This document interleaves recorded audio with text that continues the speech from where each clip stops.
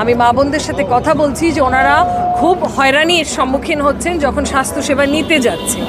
তো সে ব্যাপারেও আমাদের পরিকল্পনা আছে। ইতিমধ্যে আমরা অনেকগুলো বিনামূল্যে মেডিকেল ক্যাম্প গঠন করেছি, হাসপাতালরা এগিয়ে এসেছে। আমরা যখন তাদের সাথে গিয়ে সমস্যাগুলো তুলে ধরেছি, সবাই আসলে যে সবাই খারাপ তা তো না, সবাই মানুষের জন্য করতে চায়, কিন্তু অর্গানাইজড ওয়েতে করা এবং পরিকল্পনাটা কার মাথায় আছে সেই ধরনের নেতৃত্ব কিন্তু আমাদের বেছে নিতে হবে।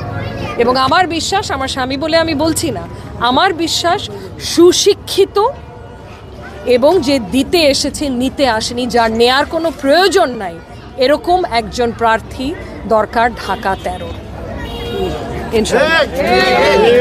গুলো সমস্যা, বড় বড় সমস্যা, তাই সব থেকে বড় হিসেবে কোনোটাকে আখ্যায়িত করা যায় কিনা আমি ঠিক শিওর না। তার মধ্যে ধরেন সন্ত্রাস একটা বড় সমস্যা, মাদক ব্যবসা একটা বড় সমস্যা, তারপরে গ্যাসের সংকট একটা বড় ধরনের সমস্যা। আমি যে ঘরে ঘরে গিয়ে আমাদের মা বোনদের সাথে কথা বলছিলাম, বিশেষ করে ওনারা কিন্তু এই গ্যাসের সংকটটা তুলে ধরেছে।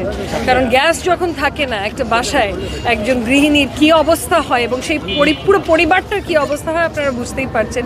গ্যাসের সিলিন্ডারের দাম একটা বড় সমস্যা, আর সন্ত্রাস, চাঁদাবাজি, চুরি, ডাকাতি, মোটামুটি অপরাধ প্রবণতাটা একটা বড় ধরনের সমস্যা এই আসনে। তো সেখানেই আমাদের কাজ করার উদ্দেশ্য। আমাদের অলরেডি কাজ শুরু হয়ে গেছে। আমরা সিসিটিভি নেটওয়ার্ক বিভিন্ন জায়গায় যেগুলো ঝুঁকিপূর্ণ হিসেবে আইডেন্টিফাই করা হচ্ছে সেগুলোতে লাগানোর পদক্ষেপ নিচ্ছি।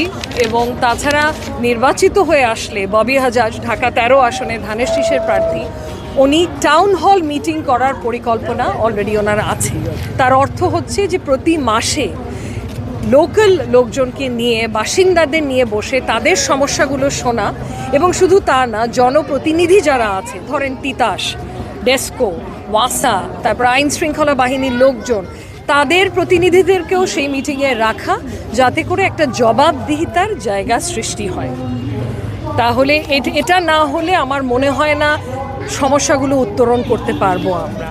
সো এটা আমাদের অলরেডি পরিকল্পনা আছে। আমরা জনপ্রতিনিধি যারা আছেন তাদের সাথে কথা বলেছি, যারা সেবা দিচ্ছেন তাদের সাথে কথা বলেছি, এবং একটা উপলব্ধি আমাদের হয়েছে এতদিন এই এলাকার মানুষের সাথে মিশে যে প্রবলেমগুলো কত ধরনের, কি এবং কি করণীয়। এখানে স্বাস্থ্য সেবা যেরকম আরেকটা বড় সমস্যা বলে আমার মনে হচ্ছে। অনেকেই আমাকে বলছিলেন, আজকেও আমাদের যে নির্বাচনী কার্যক্রম চলছে